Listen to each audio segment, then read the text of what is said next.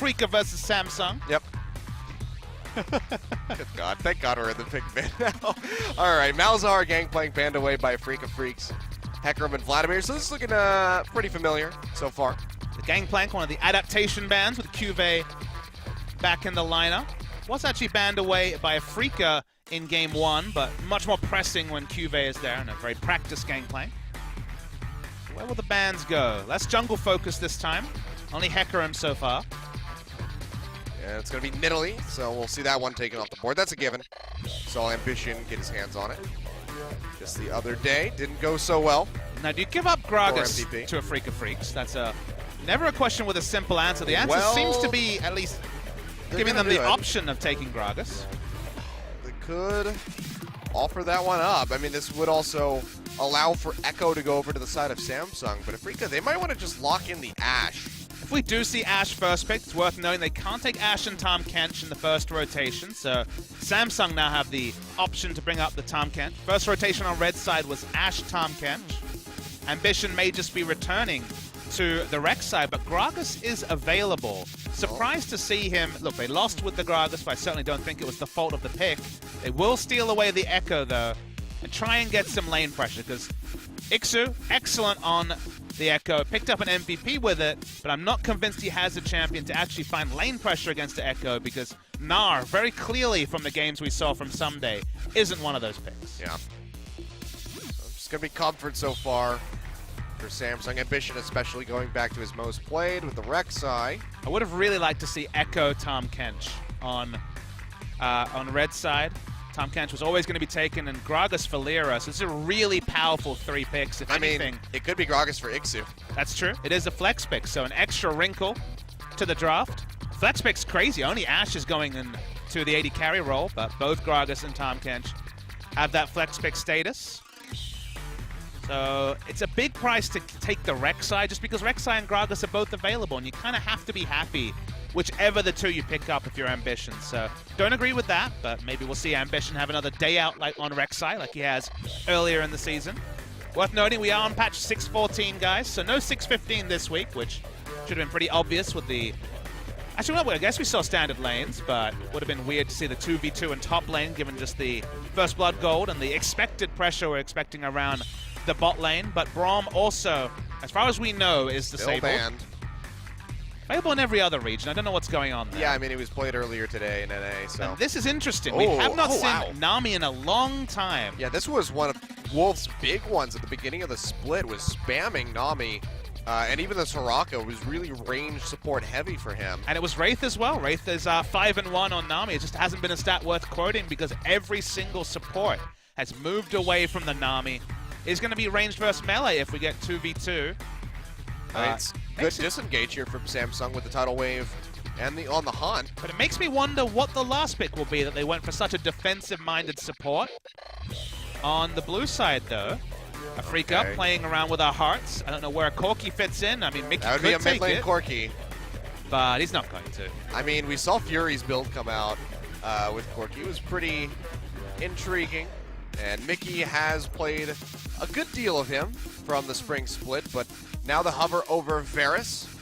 Be a very safe, sit-back, line wave clear champion, and mid will be locked in, as well as Graves for Lyra, so it's going to be Gragas in the top lane. I've been pretty amazed that we've seen so little Varus in the last couple of weeks. We've seen some of it, but consider that we're living in a world where Braum is disabled, and you can run Tahm Kench support for Ashe, Graves, Varus, going for a siege comp. The siege here is very powerful. They have Gragas top, and now the Tahm Kench, the disengage. This is the comp that a lot of teams have been running to counter the Kog'Maw comps, whether they're Juggermaw or just standard Kog'Maw comps, because it forced the enemy to initiate on you. And if you have some disengage for the likes of Varus, Graves, and Ashe, you can just set up around turrets, get so much gold in the mid-game, smashing down those turrets early, and a couple of Mountain Drakes in the pocket. Things will look pretty damn great for an Afreeca 2-0. Yeah. It seems like the Mountain Drakes are really the kryptonite here for Samsung. Had triple Mountain Drake for MVP in Game 1, plus an Infernal and Cloud. They suffered heavily, and now double Mountain Drake for Afreeca here. And Samsung falls apart. We'll see if the dice will roll a little bit more in the advantage of them this time around, or if Afreeca is still just going to get all of the advantages. Well, like I predicted, you have to you look on the side of Samsung, it's basically the same stuff. We can see the Victor in the mid lane again, Sivert from Ruler again. The only adaptation is they will have more lane pressure in top, as Echo versus Gragas should be just fine of a hunting ground for the Echo. Expect him to have lane pressure in that lane, but the moment you see Nami, why not go for the poke comp that Afreeca have drafted? Because Nami, great for disengage, but using the tidal wave for engage is certainly leaves quite a lot to be desired. And when you see the 4 picks and pretty low engage on the side of Samsung, I like that Afreeca pivot. They go for 2 AD carries, 1 in the jungle and 1 in the mid lane, and now they're just going to try and wail away on those turrets. Yeah, it'll be really easy to bust that Nami as well. Get the Ash arrow going through, just jump on top of her, the Devour from Tahm Kench, and she's going to be a pretty dead mermaid. Bird lady, fish lady. I don't actually know. You're what she overthinking it, classifies Achilles. We're just gonna call her a mermaid. Okay. She's close enough. She's probably a manatee in this skin. Let's see if it is Earth. Would be a good one. No. Oh. No. It's gonna be going for the deep sea Nami, it would seem. But all right. Well, Samsung with a lot of comfort picks coming through. They don't have any room to make mistakes in the mid game, Achilles. So Pokecomp's gonna do Pokecomp things for Afreeca. Yeah. Have to take advantage of Mickey in mid while he still has that Tear of the Goddess. Has to scale up. We'll see if they're able to get that lead or if Afreeca Freecs are going to upset with a 2-0 and set a precedent for our wildcard game. Let's go ahead and get right into game 2.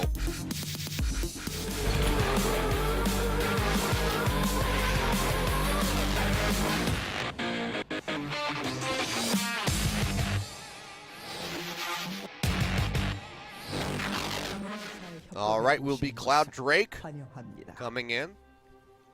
So nice one to start us off. See Wraith and Ruler hovering around the bottom side of this river so far. Sungyeon and Snowflower are going to be sticking around as well. Moving forward with Mickey, 3-man push. Not going to be able to get that slow in on the Hail of Arrows though. Situations like this where I feel like a Cloud Drake as the first spawn should actually change the game plan from Samsung, because we already talked about that limited engage. You have to engage onto this triple AD carry comp from Afreeca. Cloud Drake in its buffed state allows you to get engaged, allows Rek'Sai to close the distance and look for the flash on Burrow. So early in the game, Samsung need to find a way to pick up this Drake, because Cloud Drake, it's not going to solve their problems with engage, but it certainly goes a long way to helping them. Yeah. We'll see. It looks like for now, we will be having a lane swap initiated by Afreeca Freecs. As we can see, Snowflower and Sungyeon moving up towards the top side of the map. Wraith and Ruler still hovering down here. So this, in all likelihood, could just end up in a tower swap coming through, which will be good for Samsung, because they didn't really get many towers in the last game, and at least this helps almost certainly guarantee them one.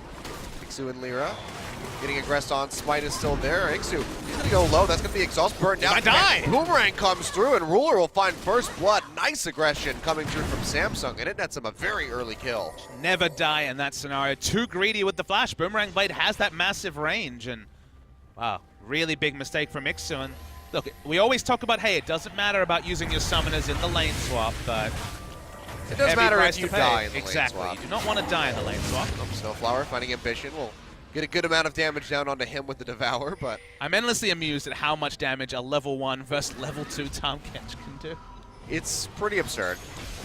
Devour is a very, very strong spell.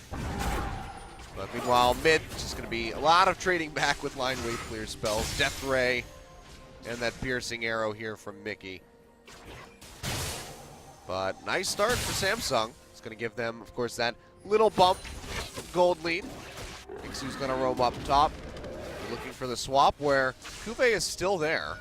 If you look at the pathing, though, it's not like they're using this tempo for matching in the lane swap. They're persisting and holding Cuvée in top. Ruler's actually been very slow in pushing in, and although the Echo can teleport bot, he's got it right now.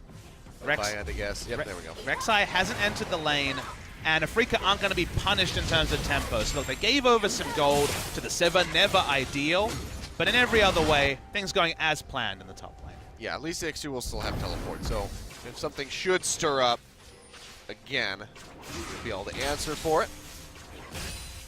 So just going to be resetting back into our standard little play. Ambition will get a little bit of counter jungling done at the Raptors. And Mickey trying to posture up and work down Crown. A little bit of damage. Has to use the last of those corrupting potion charges, though. So So what a surprise about the early game. Sloppy play from Ixu, which his opposite number, Helper, was doing that same sort of stuff in game 1. But otherwise, you know, I still want to echo how impressed I am with the draft from Afreeca. Took Ashe as the first pick. It's been a big priority for them recently, and Ruler also will first pick Ashe whenever available. But it was the next round, the Tahm Kench Gragas. So many different flex picks, especially for Afreeca, with the ability to play the Gragas top, and then looking at the picks, seeing the Nami, realizing the engage was not going to be possible for Samsung, and going for the Graves and Varus in the last round. That's the sort of draft that Afreeca pulls off when they're against the top teams. We were really impressed with their drafts against SKT, left wondering about their drafts against Jin Air and Longzhu, but welcome return to form in that side of things, at least, for Afreeca Freecs. Yep. Ruler gets some nice damage in onto that Gragas as he's going to run out of potions, and he is going to have to back off. So good pressure coming through from the server so far. Who can just keep that wave crashing forward? Looks like Ixu will be backing off. So we could just have the double tower swap coming through. Cuvee still in bot yet again. So going to be trying to hold off as well as he can. But Samsung, either way, they'll be able to get some good damage in onto this tower. So the reason why Cuvee was able to pull off what he's done is that because the lane swap was interrupted and Ixu died, he could be a bit more greedy with his overstays in lane because more members were accounted for. Now we're just going to see Ixu teleport into bot lane to continue the lane swap, but Ambition's here, getting a chase on the Cuvee. He's going to get slowed up. Here comes Ambition by himself. The power comes through from Snowflower onto the Echo. Cuvee trying to run back in underneath the tower, but Ambition getting on top of Songyun. One more hit'll do it. Can he get the Praise Seeker? Yes, he can. It's going to be a second kill coming through very swiftly here for Samsung. Nicely done. They defend the tower and they get a kill. And no one warded that brush, so they had no information that Ambition was there. Had double longsword already. Wasn't quite the Tiamat, but plenty of damage. 2 damage items, 20 extra AD, very relevant in the early game. Ashe uses both summoners and dies, and they've been keeping up in the tempo, but credit to Samsung. Adapting in the lane swap based on Ixu being so far behind and still only level 2 and getting those early advantages. Yeah, it's going to be really nice for them just 6 minutes in. Going to have a nice little lead coming through. About 1.7 thousand, and Ambition's still going to continue counter jungling. A bit behind Lyra, but with that kill coming through from him, it's going to be looking pretty good. Ixu goes in, gets the body slam and the slow. Ambition has to unburrow. Snowflower's coming around. They're going to spit Songyun over the wall, but tunnel already happens there for Ambition, so he will get out safely. Can't get slowed up by the volley, and will be able to exit. And yeah, going to be staying pretty safe here. Because they lost out at the level 1 and then the turret trade didn't happen in the bot and had to be abandoned after Songyun died, we're going to really have a stage here that unless Afreeca play very intelligently around Ixu, he's 400 gold behind so far, but the bigger problem is the experience. He's 2 levels behind. It's probably more like a level and a half, but if it does grow from this point, I don't know if Ixu will actually be able to enter lane against Cuvee because itemization for that Gragas can be interesting to begin with. He's gone for a second Dorans for some combat stats, but may actually be a long time till Ixu can actually farm with Cuvee present in the lane. Yeah. And based off the last 2 times that we saw Ixu play this, I believe it's a 50-50. Had a win and a loss. So it's been rather inconsistent for him, and he's still, you know, one of the only people that pilots Gragas in the top lane. So there's something in this assignment for Gragas that he sees. It might not be there for other players, and look at that. He's just going to go down. Nice CC coming through from Wraith. And the damage from Ruler is very prevalent with the double longsword of the Berserker Greaves, so you can keep firing off shots, and that's just going to be another kill for Samsung, 3-0. I just don't understand about walking up at level 3 to the minion wave next to a Nami with that strong CC, and Ruler's level 6 can pop the ultimate. He had all the summoners available, didn't even have to flash or heal. Ixu's just... Look, the level 1 happened, that was a surprise to him, but there was nothing ambiguous about the situation farming under turret, and just like we criticized multiple members of Samsung, Ixu is really putting himself in a hole in this game, and it'll hurt Afreeca when it comes to them wanting to group in the mid game versus sieging. Yeah, he looked really good on that Echo in game 1. Now looking very inconsistent here on the Gragas. They will be back onto the red side. Could take Echo in first rotation in game 3 if it comes down to that, if Afreeca aren't able to come back. But with Ixu's recent performances, and look now at the with difference the way in things CS. now, It's 32 CS difference between Cuvee and Ixu. Well, that's what I'm saying. Like, now with this performance, you have to question whether or not Afreeca Freecs are going to sub in Linderong. The Linderong thing I'm unclear on. Linderong's looked decent in the games he's played, but Champion Pool doesn't necessarily seem wholly different, but this game is snowballing like crazy. Yeah, Ixu will get devoured by Snowflower, trying to keep the line bubble, not going to connect, and that should mean that Afreeca Freecs are safe to back off. Exhaust comes in on a Ruler, he has to use the heal. Ixu goes in, gets a double body slam. He'll get a lot of damage. Cube going to snap back with the ultimate, should take him out safely. Mickey coming around the side. Ruler, he is dead to rights. He's going to go down. Ash Arrow not going to connect in onto him. Meanwhile, Ruler ends up inside the base. Used the flash, actually, to go over the wall. Not sure why he did that. And he falls in the end. That will be a kill getting picked up here for the side of Afreeca. So they do put one on the board. Really scrappy and all over the place fight. Samsung kind of falling apart in that. Yeah, Samsung went too aggressive. Afreeca, though, didn't get as much from it as they would have wanted. Ixu didn't pick up a kill involvement, so he's still level 4. There could have been more kills here because this is all happening. Samsung don't time this well because Victor's actually not even in lane, still returning, so Mickey's able to rotate over. It should have been multiple kills. Ruler takes a turret shot for some reason. Ambition and Cube super low. The Ash Arrow not connecting on Ambition is probably the only reason that he lives because Mickey runs out of mana using the Chains of Corruption. I mean, I guess he was just trying to use the flash to get the kill on the Lyra. He was also buying time for his teammates to get out. I don't know. I just feel like that summoner spell is much more valuable than that. But I don't know.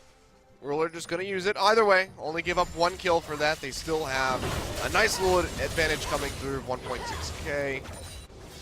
Or 2.6k, I should say. So they're still ahead, but Afreeca gain a little bit of ground.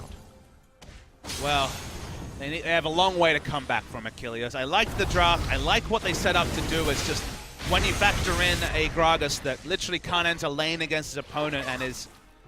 I'm going to check it now. I have to look. Screens are small. 3 levels behind his opponent as well.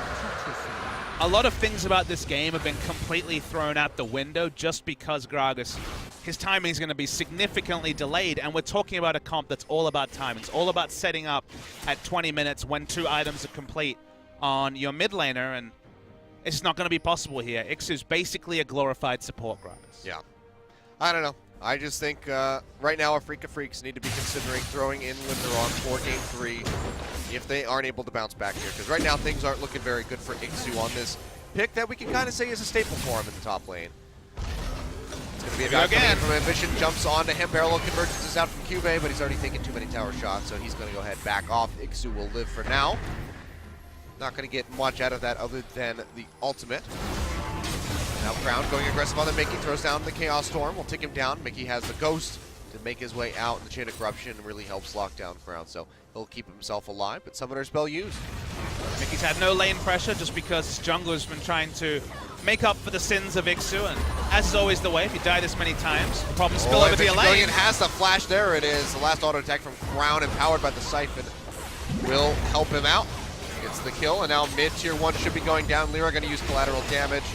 But they're fine to take up a little bit more, get a little bit of damage in. Not able to finalize the kill on the tower yet, but they're damn close. And as I was saying, spilling the issues of other lanes over to the mid lane. Mickey was doing very competitively against Crown, but Ambition able to roll in, has plenty of experience himself and a couple of items. Level 9, actually the same level as Mickey. Such has been the bounty of experience he's found in the early game. There's just really nothing Afreeca Freecs can do right now. Yeah, and this is the Samsung that we sort of expect to see. Game 1, very much unlike themselves from what we've seen in the past. You know, as well as the Game 1 and MVP. So maybe Samsung's just not good in Game 1, and then they're just good at reverse sweeping and best of threes. I mean, again, this game is so much more about Afreeca's mistakes than Samsung particularly playing well. I like the aggression they're showing and understanding who's weak on the map and turret diving them, but Ixu dying at level 1 was just a decision-making mistake, and then walking out to a turret as level 3 is an individual mistake again. Samsung's individual mistakes cost them what was potentially a really competitive late game in Game 1, and now it's Afreeca's mistakes that have really allowed this game to snowball away. 3,500 gold lead at 13 minutes is a massive lead for Samsung. Yeah, I just think that maybe the shakeup of having a roster swap would do well for Afreeca Freecs, because you mentioned Linderong and Ixu having similar champion pools, but plug Ixu out and then put Linderong in. I think that it could be a change that might spur some action from Afreeca and make them better. You know, have them have a stronger performance coming in for the rest of this series. Well, it couldn't be worse than this game. That's very well. No, seriously. It could be. Could it though? Things could go worse. Have you seen some of those CJ games? In the top lane matchup though? Have you seen some of those NA games? In Korea? We've had some pretty rough ones from time to time. There was that promotion tournament game where the Rise was like 150 CS ahead of the Maokai, but Yeah, that was a fun one. the Rise lost that game. So much fun. That was Spenu versus MVP. Yep. At times. Waiting to see the Rise. We've seen a couple of the new Rises in EU. Yeah, Fox actually had a really big game for Schalke. Yeah, but, and Febvin got bodied completely. Yeah, he did. That was awful. Rise is definitely bring me back.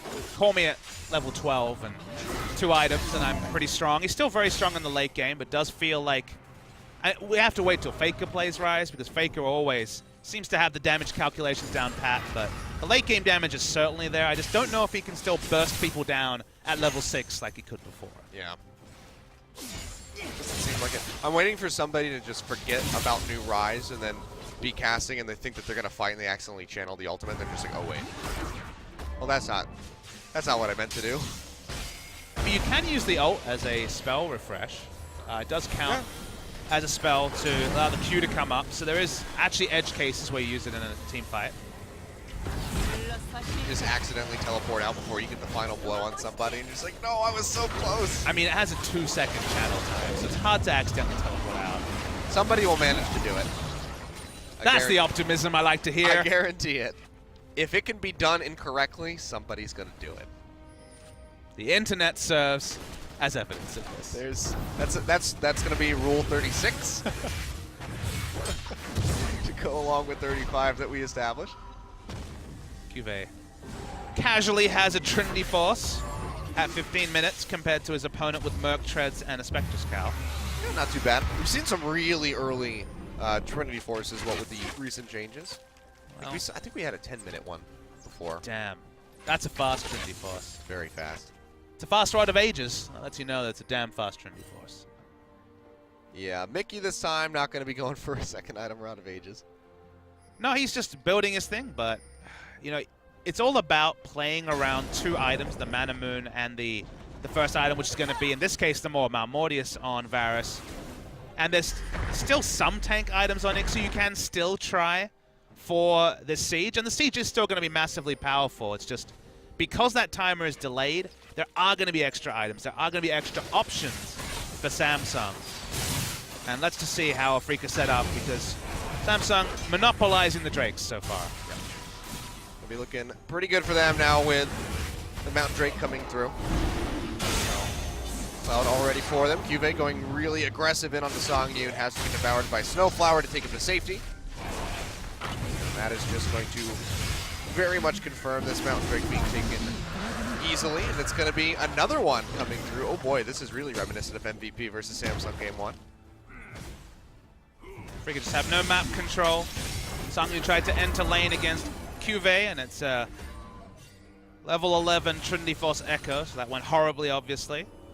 So they're just playing with scraps, which, again, so awkward when you're supposed to be playing with a pretty strong early game. You've got good range, good wave clear on your lanes. Getting to mid-game even or ahead is almost assumed with a comp like this, and that's why not many data points for a Pokemon to be this far behind in the early game. Yeah, it's been rough stuff for Afreeca for sure. So haven't found much ground to stand on. Lyra be clearing out some of these tunnel systems. He's doing well in the Graves. He's been able to keep up the farm. Has that 1 kill coming through for Afreeca, but now a dive onto Ixu. And a body slam out to safety, but it's going to open up more pressure onto this tower. He might be able to push in because the wraparound's coming through from Wraith and Ruler. Could be looking for some more. Well, Afreeca will get that tier 1 and bot finally, but this turret is going down in the top side, and I'm sure Samsung's going to be quite content with that trade-off. Gragas does have good delay options, though. Can just explosive cast of minion waves, so not ideal to trade an inner for an outer, but you take any trade you can get right now, Afreeca. That's going to be the Abyssal Voyage used to go into the mid lane, but they can't really get onto the tower, so won't gain anything from that teleport. Crown, of course, just roaming in from bottom side. He's able to clear out this wave relatively easily. Impressively, though, overall, we're actually pretty equal on CS. We hadn't really noticed it. Basungyan 50 up on Sivir. Yeah. And the lead is only about 40 in the top lane. You also take into... Okay, there's 20 That's between pretty rough the mid laners, but you also have the fact that Tahm Kench has some CS. So there's not a massive lead for Samsung. So, again, awful early game for Ixu in particular, but staying within touching distance, not allowing the gold lead to snowball for Samsung. I mean, it's 3,500 gold, and with 2 towers up on Samsung, that's going to be the majority of it coming through, easily half of it. So if Afreeca Freecs could just really kick into high gear with this poke composition, get into a position where they can actually challenge objectives, challenge towers like the mid-tier 1, then they could find some success and really shrink that lead. But the thing that doesn't really show is going to be the Cloud Drake and the Mountain, which just allows for Samsung to move around the map so much faster and get into a better position to be able to counter-take the towers on the side of Afreeca Freecs. And you can see it's Samsung making another one of these aggressive moves, clearing some of the vision on the bot side. Trying to get another inner turret down. Very difficult to take Varus' turret, given how much wave clear he has, but a little bit more simple on the bot lane. There is another one who very competitive against his opponent in Ambition. Well, just hovering around bottom side. See Samsung wrapping around the Dragon bit. Now they're in a bit of a spot where it's like, well, we don't have much to do. Can't go for Baron. Dragon's not up yet. And the waves are all pretty pushed against Afreeca Freecs. So they're going to be at a little bit of a standstill for the moment. And look, Samsung's always a team that makes the value bet. They look and they assess the situation. They're like, this is where we can gain the most. And that was very obvious early in the game, because where is Ixu? Let's take his turret or kill him. Now Ixu's kind of farming at his inhibitor turret or just pushing out a wave that there's no real incentive to come and kill the 0-2-0 Gragas. So suddenly, rotating around Ixu is actually not something that Samsung can really do to grow their lead. And that's why they're at a bit of a standstill, because it is risky to push in and take the inner bot lane turret. There's been pink wards, there's been good vision from Afreeca on that side. So Afreeca are stabilizing, and it was 3,200 gold at 12 minutes. And now 21 minutes, so almost 10 minutes later, hasn't really grown from there. Yeah. Things looking promising for Afreeca, but still, they could just find a fight, find a pick, really, onto somebody like Crown. Would help them out a lot. Getting this next dragon especially be very good for them, because if Samsung have double mountain, it's not gonna be pretty if you're on the side of Afreeca Freecs. I don't think it's that big a deal. If Afreeca has it on a poke comp, the game's over. The big thing for Samsung is if they get double mountain Drake, it makes taking Baron a lot easier. Yeah. But their siege is actually really poor, so the structure damage isn't as relevant for them, where obviously it's the main thing for Afreeca. So if they can keep the map control up, get double mountain, then pink ward the Baron, that's when it's really good for Samsung. But given that it's Sivir for siege, it's a little bit more struggle. Well, they're at least safe to dive, so True. they can go in for a dive, find a pick, then they'll be able to take those structures pretty easily, what with Echo and the parallel convergence. For the band name. One item complete on Gragas. It's the Iceborne Gauntlet, which doesn't really help with tankiness either. He's spending a lot of gold on mana with that item. I would have liked, honestly, a Giant's Belt early just to have some semblance of tankiness, but it's just still waking on it. Coming out, Lions, Wraith, he's going to get popped. There's just no way to survive that one as a Nami. And Afreeca Freecs find a much-needed pick. That's going to be the disengage, or potentially the engage from Samsung gone. Yeah, pick for Samsung. Maybe they get a turret to really drive home the advantage, but a pick from Afreeca gives them breathing. It allows Ixu to more aggressively walk up to minion waves, starts to close down the CS lead. Still looking for Afreeca to take control of this game in the next 5 minutes before Victor and Sivir really get crazy like they weren't able to do in Game 1. But kind of been the story of this series is Samsung pushing up, getting picked off one by one. Yep. And Mickey's still no Muramana, hasn't even built the Manamune yet. Just has the Hex Drinker and the Yomu's Ghost Blade. So going to be a bit delayed. Should have the stacks coming through. You would survive at 23 minutes to be able to fully complete the Muramana as soon as he gets the Manamune. But really knows at this point. Either way, won't be seeing that item coming through for a while. Tidal Wave used. It's not going to catch, but that's going to be the Corrupting Arrow coming through. Chain of Corruption coming through, locking down Ruler. He's able to get out. Afreeca realizing they're not powerful enough to fight at the Drake against a team fighting comp like Samsung's. They're behind as well, so getting gold onto Ixu is just fine as a trade for Mountain Drake. They're not worried about the siege, so if it was an Infernal, maybe you have to make the desperate fight as Afreeca, but never like giving away mountains, but perhaps clear to do that just to allow Ixu to close the CS lead as much as he can against Ixu. Yep. Against QV, sorry. Well, it's going to be another Mountain Drake. So 3 in a row. If we get an Infernal after this, it'll be the exact same pattern that happened when MVP won Game 1 against Samsung. Maybe the third is where you have to try to adjust your play, but Afreeca kind of in a bind because they've been focusing on defensive warding their red side jungle just so that no inner turrets will go down.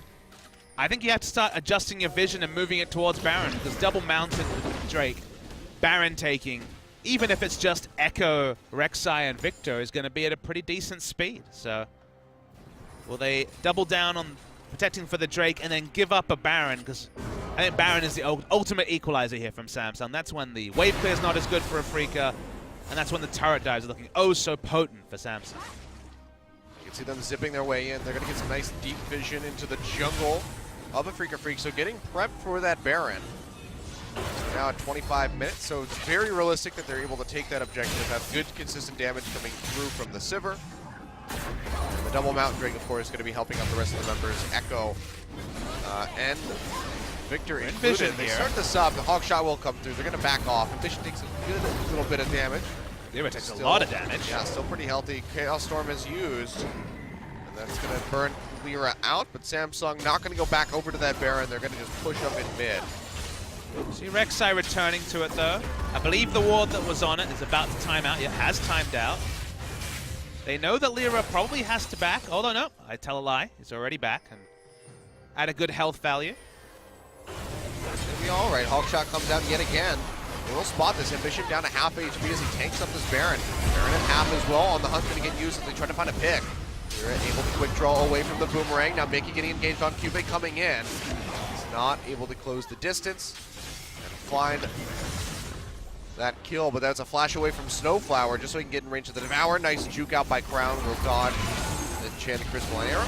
He'll stay safe for now. So Samsung just can freely tiptoe around this Baron. Draw Afreeca Freecs into them and then try to go for a pick from there. So crucial for Afreeca that this time with Ixu's teleport down, he had to walk up. That with Sivir ult popped and the teleport available for QV, no initiation was found from Samsung. They don't lose a member, they don't lose the Baron.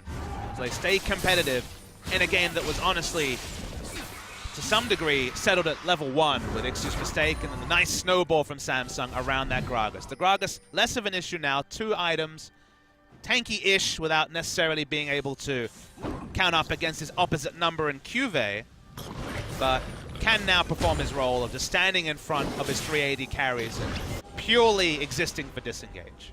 I'm just waiting for QV to come in with 40 some odd more CS and Flame Horizon Ixu. It's been going towards that. Ixu's, he's helped shrink it down a little bit more though. Gragas is never going to have lane pressure on an Echo. We knew that the CS advantage was always going to be there for QV, but it's the experience that's the big story. It's the fact that he's been a level to 2 levels ahead throughout the game, even now at this later stage where there's more time with minion waves. He may stay bot, has to react though, needs to be there to peel for his team. Samsung just keeps going back over to Baron, trying to threaten this out. Afreeca have not been able to push forward far enough to actually get wards down, so they're relying on the Scrying Orb. Ixu going to get found out, gets locked down, is able to get out of the gravity field. Will be able to make it out, has to use the flash, of course, to get away. So, again, no flash body slam. That potential aggressive play from Ixu is going to be denied now for the next 5 minutes. They can feel confident in walking up, getting the Scuttle Crab, clearing vision, because Echo's showing on the bot lane, doesn't have teleport, but looks very likely to pick up an inhibitor. QV has to react, so 4v4 around the Baron for now. An inhibitor. Pretty bold. Lyra going to get jumped on. Snowflower comes in with a Devour, will get popped up by the Tidal Wave. Lyra trying to get out of here. Uses the collateral damage to create a little bit more distance. Snowflower, one shot from dead. But here comes Crown on the backside, gets him with the Death Ray. A nice pickup here for the side of Samsung.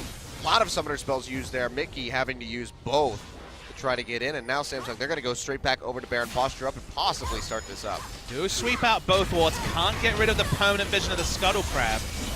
Lyra actually went to clear the Wraiths, but now has to come back.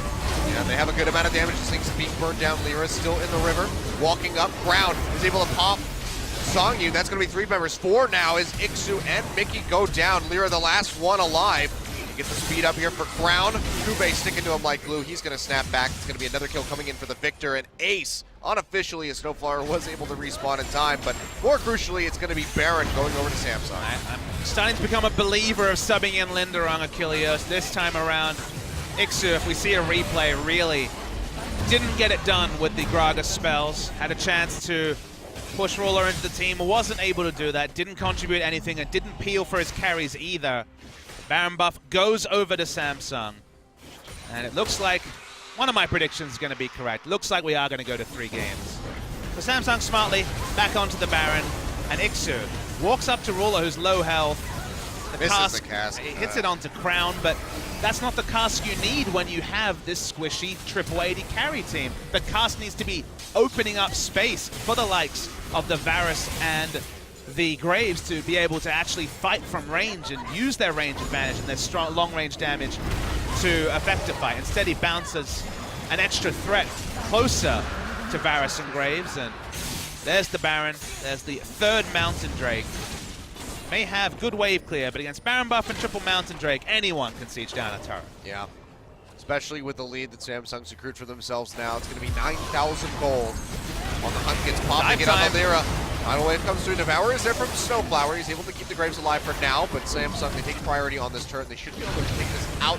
Nice spell shield there from Ruler. Will mitigate that arrow, and Bishop's going to get popped for it. He will go down. That's a nice pickup here from the side of Afreeca Freecs. Mickey gets the killing blow. They lose the tier 2 turret, and now Samsung, they're going to have to peel back. Relieves a bit of pressure. 5v4, even with Baron buff, is difficult to happen. In that case, it was Ambition, who just wasn't playing with his team. What is it about frontline tanks? Just playing their own game and dying in no man's land. All right, sub out Ambition. No way, we don't have anybody. Ambition just does that sometimes. Let's go find somebody on the street. Can't be that hard to find a challenger jungler on the streets in Korea. I don't know, man. In the off-season, everyone was asking me about Korean junglers, and I was like, I don't have anyone to offer you. They're all on the best teams, or... Yeah. I mean, the last one to get picked up was Haru, and we see how that one's working out, so... It's not oh boy. Slim pickings. Haru's had some good games. He has. He's had a lot of average to poor games, but he's had some good games, which... I'd say he's groomable talent, I think is the best way to put it. I felt the same thing about Flawless, and he's been good in Challenger, but if we do see Spenu make it once again to Flawless the LCK... Flawless just needs more champions that he can play at a high level, because Lee Sin's not going to get you very far. I mean, I'm sure when he saw that W buff to Lee Sin, he was just like, oh my god, my time has arrived. And but it's always just permanently banned from him anyway. And Spenu have a really strong talent pool for Challenger, so honestly, if I was his coach, I'd be like, you're not allowed to play Lee Sin this season. Show me other things. You need the practice. You need to win 3 games on other champions, and then I let you play Lee Sin. Well, Ixu and Kube are having a very one-sided fight. Yep. Very exciting times in the bottom lane. Meanwhile, in mid, well, I mean, he can definitely kill Ixu. Oh, no, I know he can. It's just very slow and not exciting. Kube is going to get knocked in, snaps right back in for some more damage on the Ixu, who's taken really low. Mickey going to arrive, not able to hit either is the Crystal Arrow. Snowflower will be able to help lock him down, and Lyra comes up with the kill. So Ixu going a little bit too ham, but they still do lose the tier 2 in mid, so not going to be that bad of a trade. The life of a top laner, or just more objectives for Samsung. This is 2 series in a row where Samsung get a lead and then solo die around 32 minutes for no reason, with no wards, with the team not actually getting anything done in other lanes. They were so calm and collected in the late game. Their shot calling was the big story when they were, especially at the start of the season, top of the table. Two games or 2 matches? Two matches. Okay, because I was going to say, last time it was Ixu on the Echo that right. Died in bottom lane when he was we don't forget Game 1 against MVP, Game 3 against MVP, where, especially Game 3, where they had a massive lead in the mid game and then just wouldn't use ult and Zonia's on a champion like Lissandra. Or just big mistakes in team fights. Oh, Ambition gonna get knocked into the wall, takes a bit of damage. He's gonna try to get out of here. Has the flash, but he burned it in the end. Heal comes through from Wraith, but it's not enough. Oh. Meanwhile, Wraith flashes out of the way, says, Crown, you can catch that one. He'll use the cleanse to take it off and get out of there. But now Afreeca Freecs with a pick onto the Rek'Sai. They can push up a little bit more. Chaos Storm going to be used to try to push them back. Wave Clear comes through from Ruler, who's arrived in mid lane. And Afreeca Freecs actually won't be able to push up towards this turret. I'm sad, Achilles. Samsung should be playing this so much better, but they're just disrespecting Afreeca. Afreeca have a lot of pick tools. Chain of Corruption, Ash Arrow, Gragas ult. They've been using them well, but the gold lead is still massive, still close to 10,000, about 9,000 gold lead. And we said this against MVP. They can afford to make a couple of mistakes, but another round of mistakes, and maybe Afreeca can actually find a way back into this game. It's possible, but it would be a very tall order, as they are almost 10,000 gold down, plus, of course, those triple mountain drakes helping Samsung do work. Afreeca just need to try to stop the bleeding as best as they can, but now it comes down to this 50-50 scenario where it's the Baron or the Elder Dragon. Afreeca wouldn't really gain anything if they get the Elder in exchange for the Baron, and if Samsung get the Elder Dragon in exchange for the Baron, of course they have 4 buffs that'll be giving them extra damage in that 90-second window. To be clear though, as Samsung, you never opt into the Elder Drake over the Baron this game, unless you lose a member, unless it's a 4v5 and it's a free objective. Lyra. Yeah, getting on the Lyra. Snowfire was waiting in the wings to devour him if necessary. Reason why I say that, Achilles, is that the initiation's not really there, so given that they have a more kite-focused comp, and only Sivir ult for true initiation, you cannot guarantee you'll get a fight in the 90-second window, so you focus on the Baron and take the Dragon only as an emergency second objective. It also helps them really deny the wave clear from Afreeca Freecs. So, it would definitely be important. Just saying, either way, Samsung would gain something fairly substantial for their success, but they definitely don't want to give up. They're the ones that get to dictate the 50-50.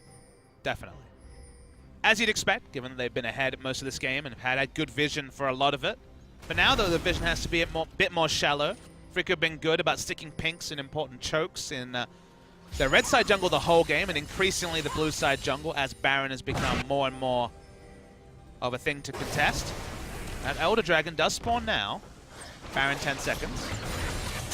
Afreeca playing towards the mid side right now, trying to find an opening onto that tower. Explosive Cascade will get used. Knocks Crown away, but it's not going to do a whole lot. He's already back to full HP by help of the ebb and flow from Wraith. Now they're just going to hover around and threaten this Elder Dragon. They're going to start this up. Focus onto it. It's not something you want to give up if you're Afreeca. But because it's not something you can die for, you don't want Lyra to die trying to might steal away an Elder Drake when you have no Drake buffs yourself. They end up giving it up, and now if Samsung rushes straight to Baron, maybe you're going to be forced to fight against a very buffed up Samsung. Yeah, Ruler does take a little bit. No damage right there from the piercing arrow, but again, heal coming out from Wraith. Get priority vision with a Scuttle Grab as well. Snowflower trying to steal that one away. They're going to hit the go button, trying to go in onto Afreeca Freecs. Tidal Wave not really going to connect them to anybody. Snowflower going really low, has to pop that shield. And the Chaos Storm coming through, burning through Mickey. He's going to be the first one to fall. Snowflower in no man's land. He's going to get popped by Kube. And now Lyra, nice snipe out there by Ambition will finish him off with a Prey Seeker. That's 3 kills picked up for 0 for Samsung. They say, screw the Baron, let's just go straight down this mid lane. It's really smart from Samsung. What they did was they actually focused onto the Elder Drake, gave a lose-lose scenario. You never want to flash smite away an Elder Drake if you have no Drake buffs yourself. They walk up to Baron, and suddenly you can get a fight in 90 seconds because Afreeca have to deny the Baron. So smart from Samsung. They get the fight they want. They're looking for some more kills. Yeah, they're going to jump onto Songyun. Should be able to finish him off here. Ambition moving in. Explosive Cascade's trying to knock him away, but doesn't matter. Cubate's there to follow up. They'll get the kill. They'll pop Ixu's Guardian Angel. The Nexus turrets are going to fall under the pressure of those 3 Mountain Drakes, and this is going to be Samsung answering back with a game win of their own, tying us up in the series, and they're going to take us to game 3. Most consequential Elder Drake take we've ever seen. Really cool to see from Samsung. We were worrying about the shot calling when they kept getting caught in the last few minutes, but then deciding to actually put all the eggs into the Baron basket, knowing that Afreeca couldn't just go sneak away the Baron. Wasn't that kind of game after the early game struggles. and then forcing a fight during 9 seconds by just walking close to the Baron. Yeah, you can see Mickey, of course, doing the most damage in the game with the Varus, as you do. Close second there from Crown on Victor, but overall, the poke damage from the Varus just wasn't able to do enough. Of course, big props to Wraith, constantly healing up the members of his team with that ebb and flow, keeping them healthy when it really mattered, because Ruler, as they were moving towards that Baron, got chunked low. Big heal comes through, and suddenly it's perfectly safe. They pop on the hunt, go buttons pressed, and they just steamroll through the Afreeca Freecs. So now tied up series, do or die time for Afreeca Freecs. They want this win. If they get this win, they will confirm playoffs for themselves. Of course, it's pretty heavily implied as MVP would need to beat Rox Tigers. It's nice to have it today, Achilles, not have to worry about future results. Rox may already be in a scenario where they have guaranteed first place, and then we've already seen in NA and EU that you can get some creative picks when your spot's locked in. So there's no guarantees for Afreeca. Your destiny is in your hands today. They will desperately want to win, but they cannot have, once again, an early game like that. No, they can't. Well, we'll see what happens. We're going to go to a quick break yet again. When we return, it'll be that third and final game between Afreeca Freecs and Samsung. We'll see who will be the victor and if Afreeca can confirm playoffs for themselves here today and now. So don't go anywhere, guys. We'll be back in just a few minutes.